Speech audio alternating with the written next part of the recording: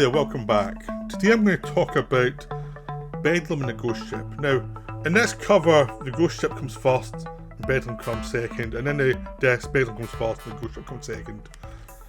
I don't know why it's the wrong way around in the cover, but who cares? Because basically Bedlam is the kind of as the film to buy this set for. Ghost Ship is good, but Bedlam's much better. And Bedlam is the one that people have heard of. Even though the funny thing is, Ghost Ship made money when it was released and Bedlam didn't. So, they're both Val Lewton films. You're starting to get some Val Lewton films on general release now. Like, you can get like I worked for a Zombie and 7 Victim in 4K from Criterion. You can get Cat People on Criterion. You get these ones from one of our archives. You can also get Early Dead from one of our archives. I bought this. I'm still waiting for Early Dead to come through. But yeah, Bedlam is brilliant. Bedlam is just wonderful. Both were directed by Mark Robson, who went on. He started off with Robert Wise editing Narco. They edited for Orson Welles, Citizen Kane.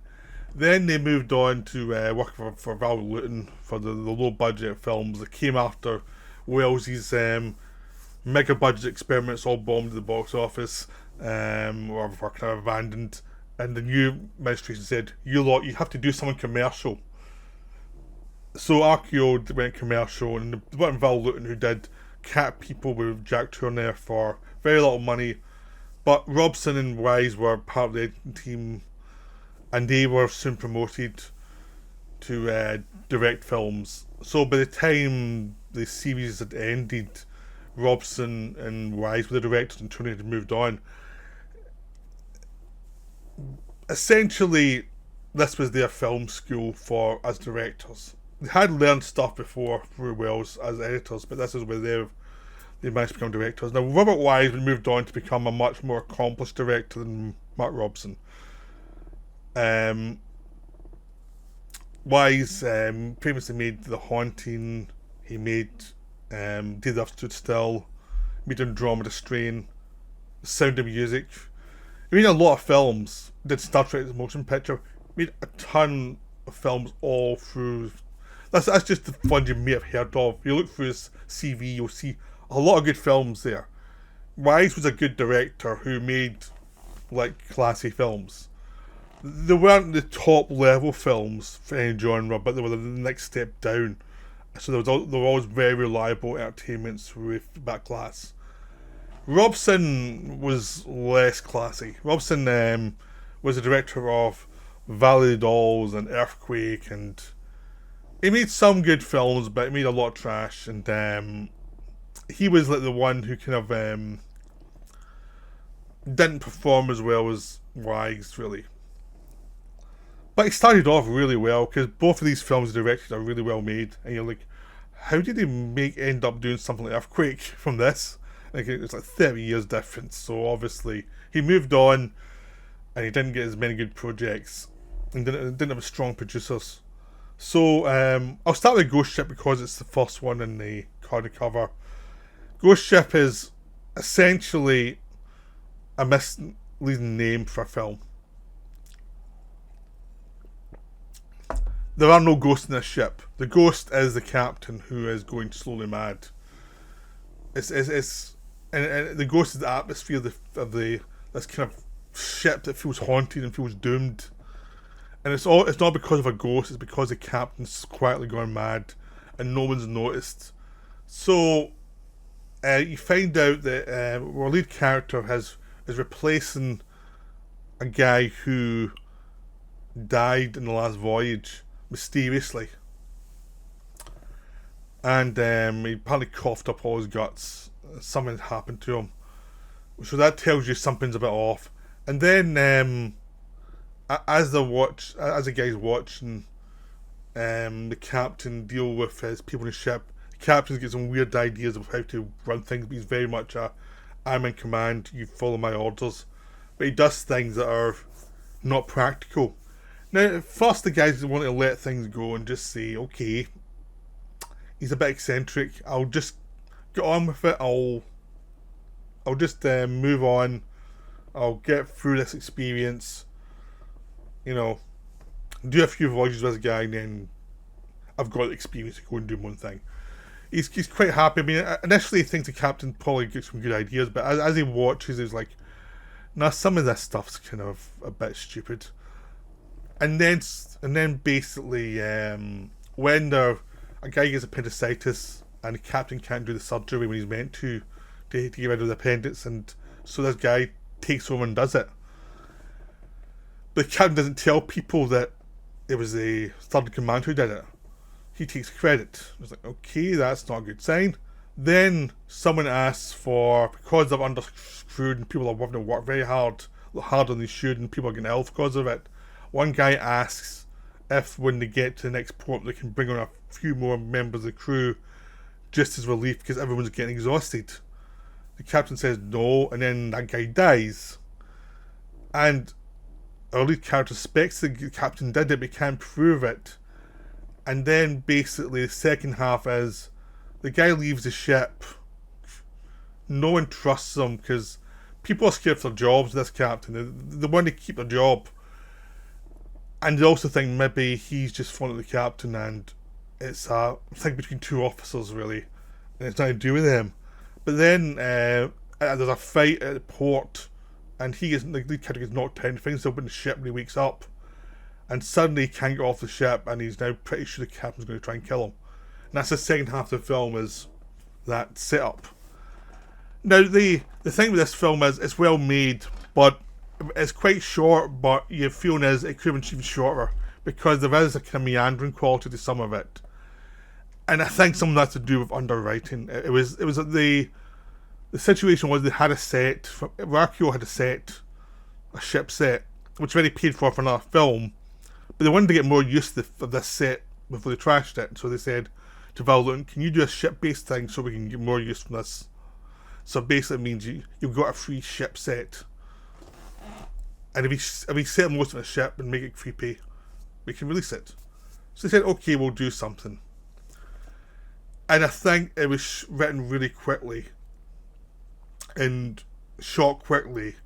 And some of the incidents aren't as well developed as they are in other films. It's not quite as tight as other films for this leads to this, let's lead to this, and the atmosphere. It just feels like it's like a first draft and having a chance to take a breather, then look at it and say, we can fill in more stuff here, and here to make it more interesting. That doesn't happen. What you get is you have a good characters, you have a good setup, but some of the incidents aren't quite there yet. And so it becomes a kind of lesser film. There was a lawsuit later on because someone said that they had sent Lewton an idea that was similar to this. And Lewton was like, no, well, Lewton was pretty offended by that because, you don't know whether he even received it. Like, it may have gone to his office and then sent away again. No one knows. And the fact was, he made the film because he was requested by RKO to make it. And they just brought people in and they did it quickly. So who knows what happened, but there was a lawsuit for copyright. The film wasn't seen very much after its initial release, but it made its money back, so it's like it was never a big deal. But it just was out of circulation for a long time. Bedlam is far better. Bedlam really works. Bedlam had time to actually put it together. And Robson and Val Lewton wrote this one themselves. This is the last of the Val Lewton films at RKO. There's a new studio boss come in, and this new studio boss did not like Lewton because Lewton had said some things about the films he'd made at another studio, and then suddenly this guy moved over to RKO. It was like, oh, issues here. But they made the film anyway. They made Bedlam anyway, and it came out and it bombed. And that was the end of Lewton RKO. They moved over to somewhere else. They moved over to another studio, and they didn't find much success there. And Lewton was one of those guys who was always sure he was going to get fired. He was always neurotic, and it was just like one of those situations. He had a good thing at RKO for a while. We made money through them, and it was a good setup because there's lower budgets, and he could focus on atmosphere, and he could bring up young talent. When he moved elsewhere, it didn't work so well. But But this was the last of his RKO films, and it starred Boris Karloff. Karloff was initially thrown at Lewton. It was just like, here's Boris Karloff. We've gone for 2 films. You have to use them. And because Lewton wasn't so keen in the Universal films, or the later Universal films, he was like, oh god. But then he found out him and Karloff got on well, and Karloff also had doubts about certain films that Lewton didn't like either, and he was like, it was kind of like, it was a paycheck. I didn't really like them either. It was just like, so but Karloff had a reputation based as, if the filmmakers were genuine and were trying hard, he would put the effort in, and if it was a good project, he'd put the effort in. But if it was just another programmer, Karloff could phone it in very effectively, and it was never going to be only the fans would notice he's phoning it in. But with Lewton, he really enjoyed himself. He liked the parts he was given, because he got like Isle of the Dead, which was a big success. It's one of those films that's, even though the people making it was such a nightmare production, a lot of people made it, probably underrated it. It had a good reputation later. There was Body Snatchers with Robert Wise, which is wonderful. It's just a great film. And there's this one, Bedlam, which is the finale, where basically Boris Karloff gets to play a guy who runs the infamous Bedlam Insane Asylum in London. He's doing what they did historically, which was they would take the money, barely feed the inmates and keep it for himself.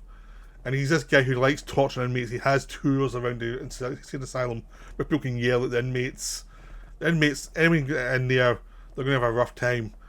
And basically, it's what happens when a young woman played Anna Lee, who starts off as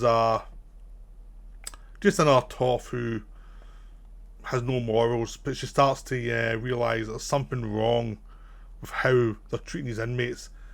And because she's outspoken to the person she's allied with politically, he ends up getting rid of her because these things she's asking for to renovate the asylum will cost him money.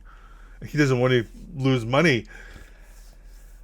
So it's much easier to make her life a hell and actually get her thrown in an asylum than it is to actually do the renovations. At the same time, she started to bond with this Quaker who looks at what's happening in the asylum and is pretty appalled.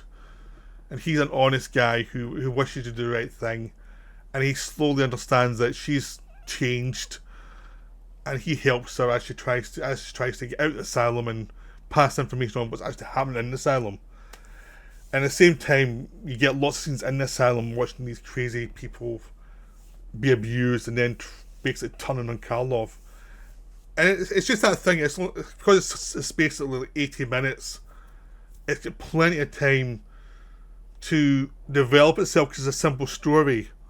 But it's also because it's got more time spent in the script, I think, than Ghost Ship had. It can take the incidents that are interesting going on that will propel the story and keep you focused on what's going on. So there's always, every couple of scenes there's a great scene going on. There's always something twisting around. People are always trying to find new ways to elevate themselves. So the film's busy while keeping to its main theme, which is, this is horrible, this should be stopped. But why is it not getting stopped? And they find variations in that the whole way through the film, and they find ways to show the plight of the people in the asylum. So it just really works because it's an atmospheric film, but it's not a supernatural film. It's just like the human beings and the monsters, just like the same in Ghost Ship, where the humans are the problem. The problem is how people treat other people and how people don't react to change or don't help change and don't care about people who are under the feet of someone else. And it becomes this story about survival from an asylum and trying to find a way through a living hell. It's just wonderful. It's a wonderful film. It's that thing I'm trying to get, because it's not the most well-known film, I'm trying to not say tons of stuff about the specific incident. I'm just trying to say, this is roughly what happens, and this is the stuff you get in the trailer, basically. I'm not saying how Karloff is dealt with, as you know, has to be dealt with as a villain.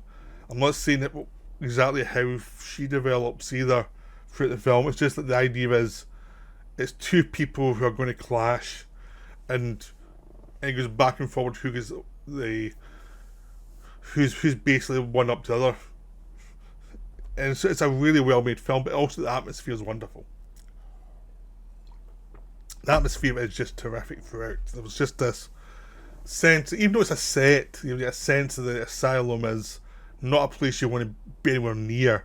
And it's almost like Karloff's been driven mad by being near all the time as well.